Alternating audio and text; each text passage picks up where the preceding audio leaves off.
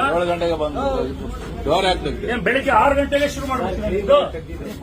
ಸುಮ್ಮನೆ ಕ್ಲೀನ್ ಮಾಡಕ ಇದ್ದೆಲ್ಲ ಈ ಕ್ಲೀನ್ ಮಾಡ್ತಾ ಇದ್ದೀರಾ? ನಿಮಗೆ ಅಂಗಡಿ ತೆಗಿಯಕ್ಕೆ ಎಷ್ಟೊತ್ತಿಗೆ ಪರ್ಮಿಷನ್ ಇರೋದು? ಮತ್ತೆ ಯಾಕೆ ತೆಗ್ದ್ರಿ 6ವರೆಗೆ?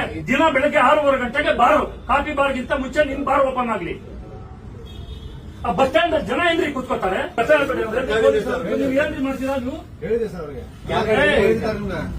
ಇವತ್ತು ನಾನು ಎಕ್ಸೈಸ್ ಕಮಿಷನರ್ಗೂ ಮಾತಾಡ್ತೀನಿ. ಇದು ಫೋಟೋಗಳು ತಗೊಂಡು ಸೀಸ್ ಮಾಡಕ್ಕೆ ಏನ್ ವ್ಯವಸ್ಥೆ ಮಾಡ್ತೀರಾ ಮಾಡಿ. ಈಗ FIR ಆಗಿರ್ಬೇಕು. ಬೆಳಗ್ಗೆ 6:30 ಗಂಟೆಗೆ ತೆಗಿತಾರಂತೆ ಇವರು.